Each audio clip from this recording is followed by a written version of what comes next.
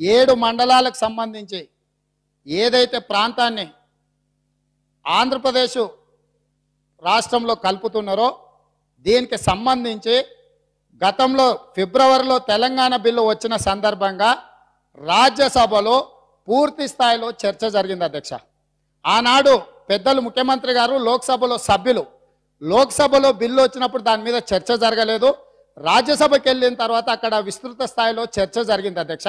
చర్చ జరిగిన తర్వాతనే మార్చి 1, 2014 రోజు కేంద్ర కేబినెట్ దాన్ని ఆమోదించి వాటిని రాష్ట్రపతికి ఆర్డినెన్స్ కోసం పంపిస్తే మార్చి 5 రోజు ఎలక్షన్ షెడ్యూల్ వచ్చింది కాబట్టి ఎన్నికల కోడ్ నిబంధన అడ్డం వస్తుందని చెప్పి రాష్ట్రపతి గారు ఆ ఫైల్ను తిరిగి పంపించడం జరిగింది అధ్యక్ష. ఆ పెండింగ్ ఉన్న ఫైల్నే ఏదైతే రాజ్యసభలో రాష్ట్రాల విభజన అనేది కేంద్ర ప్రభుత్వము పార్లమెంటు పరిధిలోది ఆర్టికల్ 3 ప్రకారము రాజ్యసభలో కానీ లోక్సభలో కానీ చర్చ జరిగిన తర్వాతనే రాష్ట్రాల పునర్వ్యవస్థీకరణ కానీ బౌండరీలు మార్చడం కానీ ఇక్కడ ప్రాంతాన్ని అక్కడ కలపడం కానీ అక్కడిది ఇక్కడ కలపడం కానీ అది లోక్సభ రాజ్యసభ పరిధిలో అంశం అధ్యక్ష. ఈ అంశానికి సంబంధించి పూర్తి స్థాయిలో రాజ్యసభలో చర్చ జరిగిన తర్వాత ప్రధానమంత్రి గారు రాజ్యసభ ద్వారా ఈ దేశానికి ఒక అష్యూరెన్స్ ఇచ్చి ఆ రోజు మాట్లాడినరు. ఆ రోజు ఈనాటి ముఖ్యమంత్రి గారు ఆ రోజు లోక్సభలో సభ్యులు ఆ రోజు వ్యతిరేకించలేదు అధ్యక్ష. మేమేమడుగుతున్నామంటే ఆ ప్రాంతానికి సంబంధించిన పార్టీ జాతీయ పార్టీలు ఉన్నప్పుడు ఇప్పుడు కావేరీ జల వివాదం ఉంది. కర్ణాటకకు సంబంధించిన కాంగ్రెస్ వాళ్ళు కర్ణాటకకు అనుకూలంగా మాట్లాడి ఉండొచ్చు, తమిళనాడుకు సంబంధించిన వాళ్ళు తమిళనాడుకు అనుకూలంగా మాట్లాడి ఉండొచ్చు. ఇక్కడ చర్చ అది కాదు. ఇక్కడ ప్రాంతాన్ని రాజ్యసభలో చర్చ జరిగినప్పుడు రాజ్యసభ ఆమోదం పొందిన తర్వాతనే కేంద్ర కేబినెట్ ఆమోదం పొందిన తర్వాతనే రాష్ట్రపతికి పంపించిన ఫైల్ను తిరిగి రాష్ట్రపతి గారు వెనక్కి పంపించిన ఫైల్ను నరేంద్ర మోడీ గారు ప్రధానమంత్రి అయిన తర్వాత ఆర్డినెన్స్ ద్వారా కేబినెట్లో అప్రూవల్ చేసి ఆర్డినెన్స్ ఇచ్చింది అధ్యక్ష. ఈ రోజు చర్చ శాసనసభలో మనం అందరం కూడా కూర్చొని ఖమ్మం జిల్లాకు సంబంధించిన దాని మీద తెలంగాణ శాసనసభ ఏకగ్రీవమైన ఒకే అభిప్రాయంతో ఉన్నది. ఆ తీర్మానం చేద్దాము అంటే 14 తారీఖు రోజు తీర్మానం చేద్దామని తమరి నాయకత్వంలో బీఏసీ జరిగినప్పుడు ముఖ్యమంత్రి గారు మేమందరం కూడా పాల్గొన్నాం. ఆ రోజు చర్చించి తీర్మానం చేద్దామని మనం అనుకున్నాం అధ్యక్ష. కానీ సందర్భం వచ్చింది కదా అని ప్రభుత్వము ఒక రాజకీయ పార్టీ మీదనో ఒక సభ్యుల మీదనో ఒత్తిడి తీసుకొచ్చే విధంగానో రాజకీయ ప్రయోజనం పొందే విధంగానో మాట్లాడితే మా పార్టీలకు కూడా మేము కూడా మాట్లాడగలుగుతాం అధ్యక్ష, ఆరోపణలు కూడా చేయగలుగుతాం. కానీ మొట్టమొదటి తెలంగాణ శాసనసభ ఏర్పడ్డది కాబట్టి కొంత సంవయనంతో ఈ సభలో తెలంగాణ శాసనసభ సమస్యల ప్రాతిపదికన చర్చిస్తుంది, తెలంగాణ ప్రజల సమస్యలను పరిష్కరిస్తుందని ప్రజలకు అందరికీ కూడా ఒక నమ్మకాన్ని విశ్వాసాన్ని కల్పించడానికి స్పీకర్ విషయంలో కానీ డిప్యూటీ స్పీకర్ విషయంలో కానీ శాసనసభ వ్యవహారాలలో కానీ తెలుగుదేశం పార్టీ సహకరిస్తుంది. అంతే తప్ప రాజకీయపరమైన ఆరోపణల నేపథ్యంలో అలాంటి ఆలోచన పెట్టుకొని ముందుకొస్తే మాత్రం ప్రభుత్వం మొదటి రోజు నుంచే చర్చల సందర్భంగా ఖచ్చితంగా సభ నడుపుకోవడానికి కూడా కష్టమవుతుంది అధ్యక్ష. మనందరం కలిసి ఇక్కడ ఉన్నది సభ్యులుగా పంపించింది సమస్యకు పరిష్కారం చూపించడానికి. మీరు కావాలంటే ప్రభుత్వం మీది మీరు అఖిల పక్షాన్ని ఏర్పాటు చేయండి, మన విధానం ఏందో నిర్ణయించుకుందాం, అక్కడ చర్చించి కేంద్ర ప్రభుత్వానికి అవసరమైతే మన తీర్మానం ద్వారా తెలియజెప్పుదాం తప్ప దీన్ని అడ్డం పెట్టుకొని ఈరోజు రాజకీయ ప్రయోజనాల కోసం ప్రయత్నం చేస్తే మాత్రం తెలుగుదేశం పార్టీ ఏమాత్రం ఒప్పుకోదు. కాబట్టి దయచేసి ఇప్పటికైనా తమరి ద్వారా ఈ రాష్ట్ర ముఖ్యమంత్రి గారికి విజ్ఞప్తి చేస్తున్న అధ్యక్ష, మన పెద్దలు సాగునీటి ప్రాజెక్టులు ఆధునిక దేవాలయాలు అని చెప్పారు. ఎందుకు అంటే ప్రజలకు సామాన్యులకు పేదలకు ముఖ్యంగా రైతాంగానికి దేవాలయం ఎంత పవిత్రమైనదో,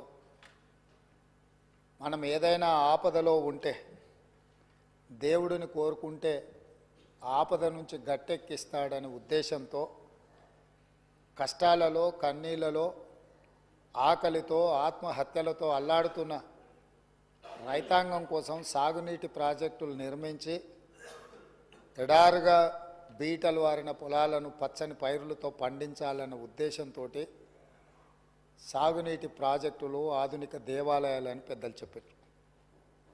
అదేవిధంగా తెలంగాణ ప్రజలు ఈ ప్రాంత వలసలు ఈ ప్రాంతంలో ఉన్న పరిస్థితులను పాలకుల యొక్క నిర్లక్ష్యాన్ని దృష్టిలో పెట్టుకొని నీళ్ల కోసం నిప్పులు చెరిగే విధంగా తెలంగాణ సమాజం అంతా కొట్లాడింది.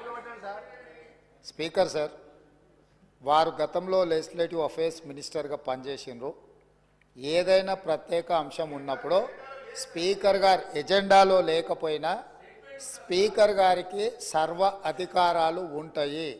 ప్రత్యేకమైన సందర్భంలో ప్రత్యేకమైన అంశాల మీద స్పీకర్ గారు అనుమతిస్తే ఏ సభ్యుడైనా మాట్లాడవచ్చు. ఒకవేళ ఆ సభ్యులు మాట్లాడదలుచుకుంటే ఒకవేళ తమరు అనుమతిస్తే మిగతా సభ్యులకు ఎవరికి కూడా అభ్యంతరం లేదు. కాబట్టి దయచేసి సభా సాంప్రదాయాలను గౌరవిస్తూ ఈరోజు తెలంగాణకు ప్రధానంగా రెండు సాగునీటి తాగునీటికి వనరులు, ఒకటి కృష్ణానది కృష్ణా జలాలు, రెండు గోదావరి జలాలు. కృష్ణా జలాల మీద దాదాపుగా నిన్న తమరి అనుమతితోని కొంతమేరకు మనం చర్చించగలిగినాము. వాస్తవాలను ఈ రాష్ట్ర ప్రజలకు మనము చెప్పగలిగినాం.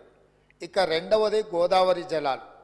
గోదావరి జలాల మీద మీకు తెలుసు, ఆనాడు తమరు మంత్రిగా ఉన్నప్పుడే డాక్టర్ వైఎస్ రాజశేఖర రెడ్డి గారు, ఆనాడు పెద్దలు దేవేందర్ గౌడ్ గారు ఆదిలాబాదు నుంచి చేవెళ్ళ వరకు పాదయాత్ర చేసి తెలంగాణ ప్రాంతాన్ని సస్యశ్యామలం చెయ్యాలి అని అంటే ప్రాణహిత చేవెళ్ళ నిర్మించాలి అని చెప్పి వారు పాదయాత్ర చేపట్టడం జరిగింది.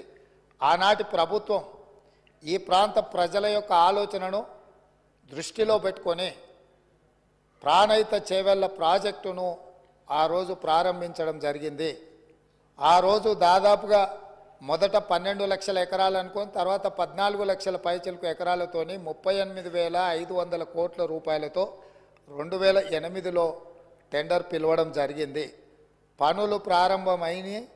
అదేవిధంగా ప్రాణహిత చేవెళ్లకు డాక్టర్ బాబాసాహెబ్ అంబేద్కర్ గారి పేరు పెద్దలు వెంకటస్వామి గారి సూచనతో ఆ రోజు వారు విజ్ఞప్తి చేస్తే ఆనాడు ప్రాణహిత చేవెళ్ల పేరు డాక్టర్ బాబాసాహెబ్ అంబేద్కర్ గారి పేరు జోడించి పెద్దలు వెంకటస్వామి గారి సూచన మేరకు ఆ ప్రాజెక్టును పనులు ప్రారంభించారు. తెలంగాణ రాష్ట్రం వచ్చే వరకు ప్రాణహిత చేవెళ్ల పనులు ప్రారంభించి చేవెళ్లలో మీకు తెలుసు 1,000 కోట్ల రూపాయల పనులు జరిగినాయి. ప్రభుత్వం వచ్చిన తెలంగాణ రాష్ట్రం వచ్చి ప్రభుత్వం మారినాక కొంతకాలానికి అధికారంలో ఉన్న వాళ్లకు రీడిజైనింగ్ అనే ఒక బ్రహ్మ పదార్థాన్ని కనిపెట్టారు.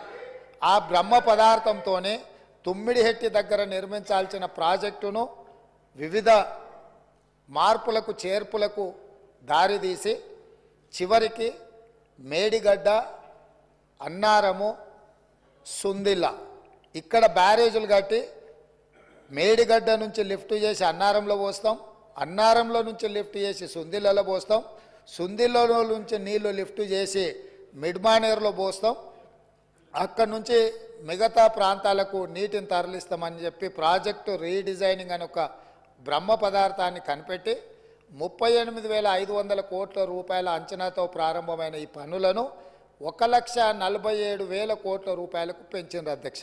అది కూడా పూర్తి డీటెయిల్ ప్రాజెక్ట్ రిపోర్ట్ ఉందంటే అది కూడా లేదు.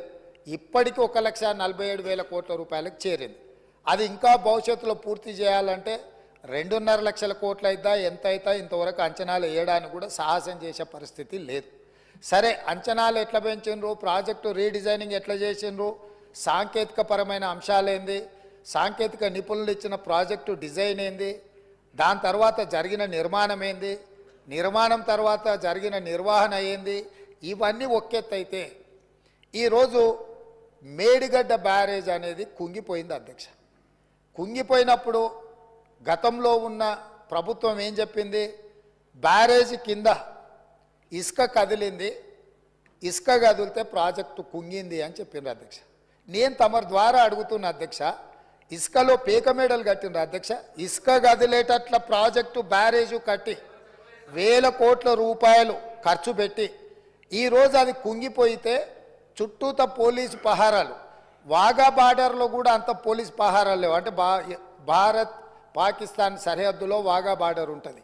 అంటే పాకిస్తాన్లోకి వెళ్ళాలి అని అంటే అక్కడ మొత్తం శత్రు దుర్భేద్య విధంగా పహారాలు కాస్తుంటారు పోలీసులు, అక్కడ ఉండే ఆర్మీ. అంతకంటే ఈ మేడిగడ్డ ప్రాంతంలో పిట్ట కూడా ఎగరడానికి వీలు లేకుండా ఆనాటి ప్రభుత్వం ఆ కుంగిన బ్యారేజ్ను ఎవరిని చూడకుండా దాన్ని దాచిపెట్టినరు. దాంతో కేంద్ర ప్రభుత్వం దీనికి సంబంధించి ఫిర్యాదులు అందిన నేపథ్యంలో నేషనల్ డ్యామ్ సేఫ్ అథారిటీ అధికారులను పంపించి ప్రాథమికంగా ఆ ప్రాజెక్ట్ ఏం జరిగిందో చూసి ఒక నివేదిక ఇచ్చిండ్రు. ఆ కేంద్ర ప్రభుత్వం నుంచి ఇచ్చిన సాంకేతిక నిపుణులు ఇచ్చిన నివేదికను కూడా గత ప్రభుత్వం తప్పుపట్టింది.